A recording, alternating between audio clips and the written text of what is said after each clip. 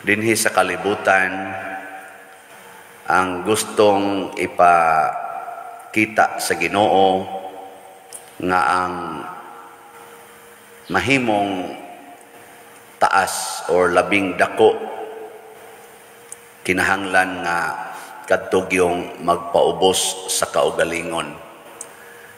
Munay gustong mahitabo sa Ginoo kana bang di gid ta mga ambisyon nga mahimutang labaw kaysa atong isig katao, kung dili mag-contest noon ta kinsay labing ubos.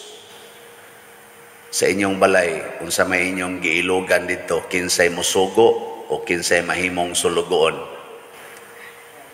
Sa inyong balay ba? Kay kamura ba sang mga ginikanan, kamura ba'y tigtudloan ng inyong mga anak ng ranggo-rangguhan dayon ba? Ranggo-rangguhan. Bisag kaming mga pari na amasan may ranggo-ranggo. Gahapon, giordinahan na pagka-obispo si Bishop Ruben Labajo, ang atong bagong auxiliary bishop sa Archdiocese. Kana, ranggo na siya.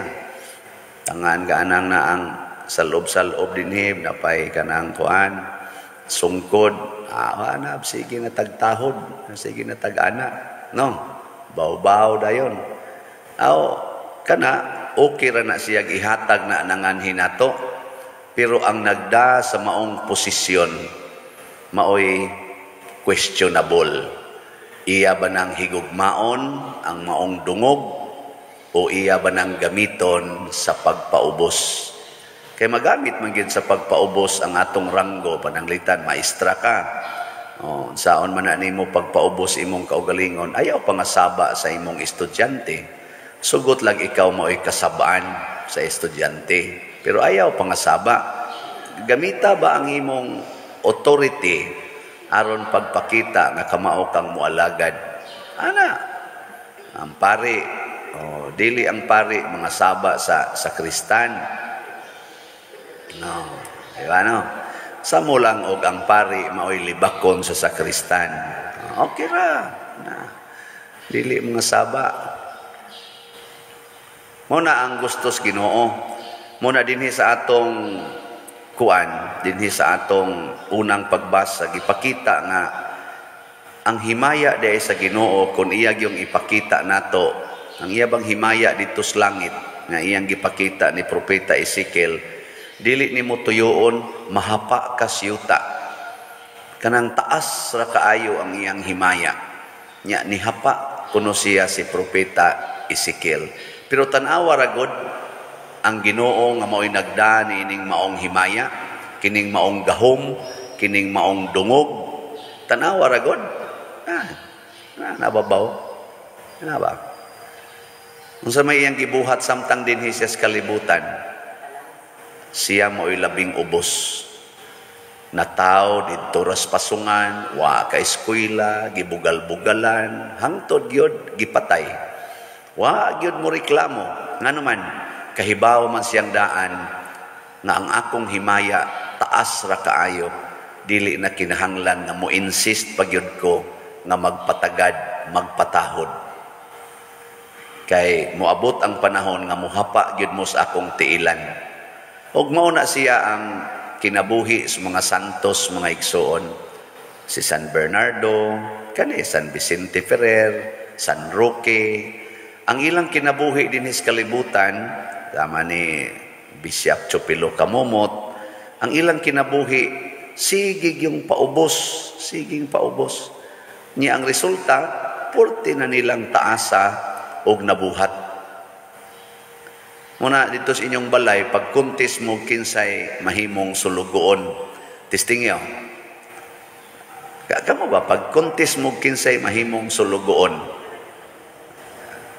nanawag unsay mahitabo sa inyong balay? Unsa man? Malipayon o gubot? Malinawon, malipayon. Wagi, gubot. Kay magkuntis magkinsay mahimong sulugoon. Niya ang mga anak tudluan nga maningkamot gyud mo ha nga mahimong sulugoon. Ngano man pa. Siya kay inig mahimo na tang sulugoon dinis kalibutan matud pas Ginoo, himuon ta nilang hari ug rayna didto sa langit. Kanindot ana, nus amo na moabot ma. Ini kamatay na to. Nus amo ta mamatay, basig sunod adlaw. Ana. Ano mo day kay bao day ka kanus ka matay. So, kuan na daan, andama daan. Ang nakaapan gud nato magsigi man ta kunahuna nga dugay patang mamatay niya magpahimus dayon ta dinhis kalibutan dili oy magpaubos ayaw pagpahimos alagad gyud alagad muna kining atong pagpamaligyag slat paghatag ni ninyo opportunity aron makaalagad sa simbahan so kanang tanang namalit doon na mo'y trono dito sa langit niya kanang kasigilag paminaw niya di gyud mo palit na miligro mo. Na miligro ba? Unsaom na nimo imong kwarta nga naa man ta kay ikapalit. Unsaom na nimo ka, sus ang akong balay, ako pa ning ayuhonon, ang akong kural, ako pa nang tarungonon, to pa ko'y palitonong yuta. Sus para pa ni sa akong ipalit og bag-ong gadget, ipalit pa rin akong bag-ong sakyanan. Ana, sige, tumana na tanan. Nya inig human. Unsaom na nimo pagda ngadto sa langit. Mudana nimo. Mao na. Ug magubat na ugma, nya maigo ta dinis bomba nga mga 7 ka nuclear warfares. Madapan na nimo imong balay. Wa na. Unsa may madaan nimo inig atubang ngadto sa Ginoo, pila ka slat imong napalit. Lagi na siya. Di ay pila ka buok imong natabangan o naalagaran. Matod pa ni Kristo, sunda ang tanan nilang isulti, ayaw sunda ang tanan nilang gibuhat. Nga naman, gasigi ra silag panugo, sigig panugo, pero di gyud katabang bisag gamay, aron mo gaan-gaan ang pagtuman sa sugo. Usahay, yung naanak man ta. Ako bitaw, usahay, kana magsigi na kong sugo dinhi, makaanak ko agay, sila naman ani mo ay malangit ron, ako na malay may impyerno hinon ani. Kaya ka na magsigig sugo, padoong maging sa impyerno. Bitaw, basta magsigig kag sugo, padoong na dyan ka sa impyerno. Kaya waman magsugo ang Ginoo nga, pag sinugo ay ka mo, ang iyang sugo, pag alagaray man. Na say kuyaw kayo. Kahapon, nahalinan tag 97 kaslats. So 2,571 na ang atong total nga halin. Pakpakan na to ang namalit. Salamat kayo. Kanusa ka ni mahurot ang 52,429 kaslats sa inyong paminaw? Ano sa mahurot? Kung kitang tanan, mahimo ng sulugoon sa Ginoo. Pero samtang kita pa mao'y mag-manage nato, samtang kita pa'y magsigig plano sa atong kinabuhi, dinhis kalibutan, niya ato rabang iumit ginang pagplano sa atong pag-atubang sa Ginoo. Mag-aginod ra gini siya. Dugay gining mahalin. Pero ang importante, matod pa sa atong tubag sa Salmo, kung ato gining nindoton pagpamalandong, ang himaya sa Ginoo magpuyo sa atong yuta.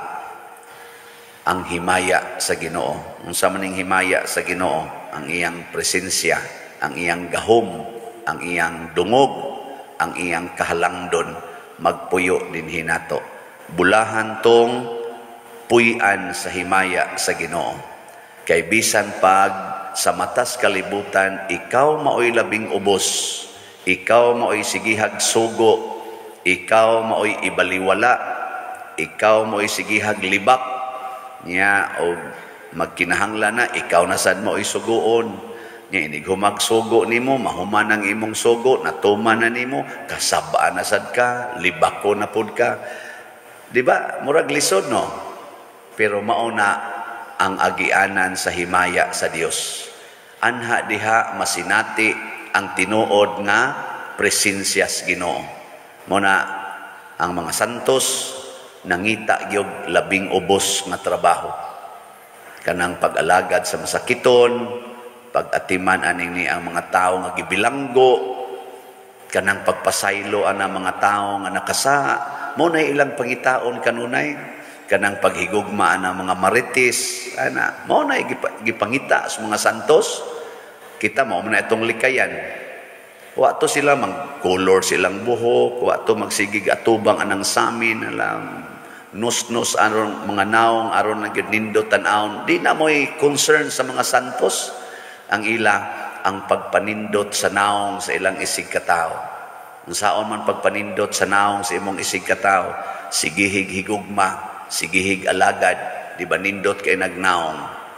Pero sigihi og away, sigihig sugo, bati kay nagnaong. Nilingi ay mong tupad. Tanawa ko no og nindot bagnaong. Nindot? Nindot? Kana dili na hinugo. Pero mga hinugo gani, bati ginagnaong. Wagi batig naong, wagi nindot og naong sa mga taong hinugo.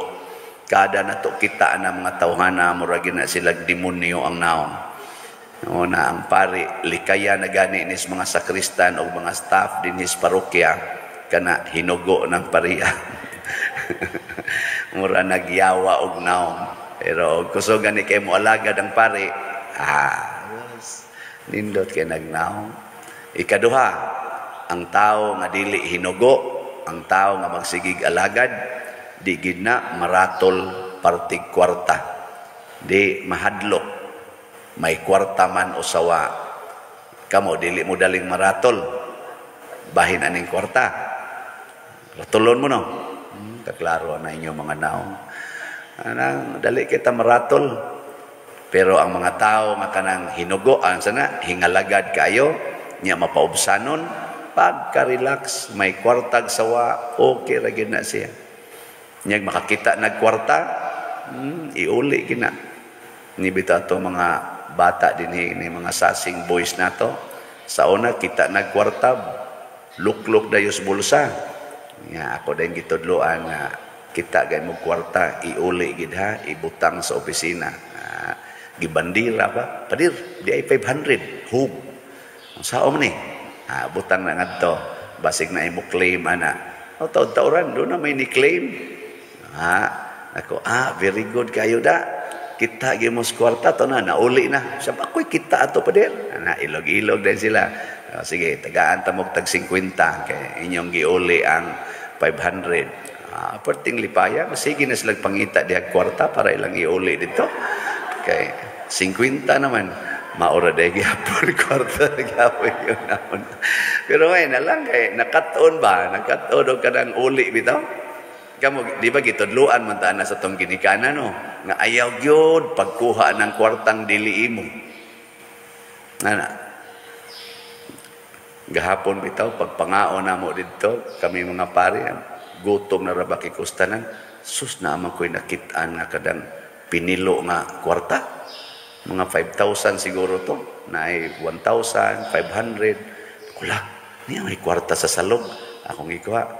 Kinsa ning kwarta. Kinsa na hulga ninyo. Di ako yung yanaw sumayo ba. Dito, nangaon, mga tao, na mga pare sa nana. Wa man giniangkon. Ambot na pa din, kinsa ka ng kwarta na ko. No? Pinilo pa kayo. Kinsa na hulgan ng kwarta. Agad ingon din tong usan ako ka migong pare ang binabihog tanas kolekta. Ato gihog niya kolekta. Ako sige dre may nang i-plate na ngadto. Ana.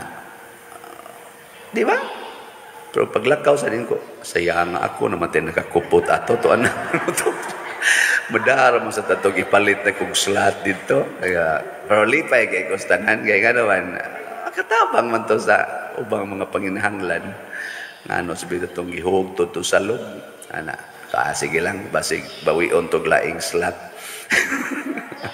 Sige kong bandilyo nawa mo sa kong kamot no nagong stilan pero dili man ta anugunan nga naman ang importante nga ato siyang kanang i-share bandilyo aron nga mahibawan kay di man sa gito tinuod ako man gito nahug to taon to sa log luoy kaayo turong nagtag-iya ato naga to pinilo ana mga 5,000 or 4,000 ba to nana dako na kay to magamit oy no ni kaon tingali to ba nya dali-dali ko o tiris panyo kay kaubhonon pag-ana hug ang kuan kakaon siya balig 150 hug sa diyang 2,000 dako ang bayad pero sagdi lang na blessed naman to tungod sa ordinasyon sa pagkaobispo ni Bishop Ruben Labajo atong yampos Bishop Ruben nga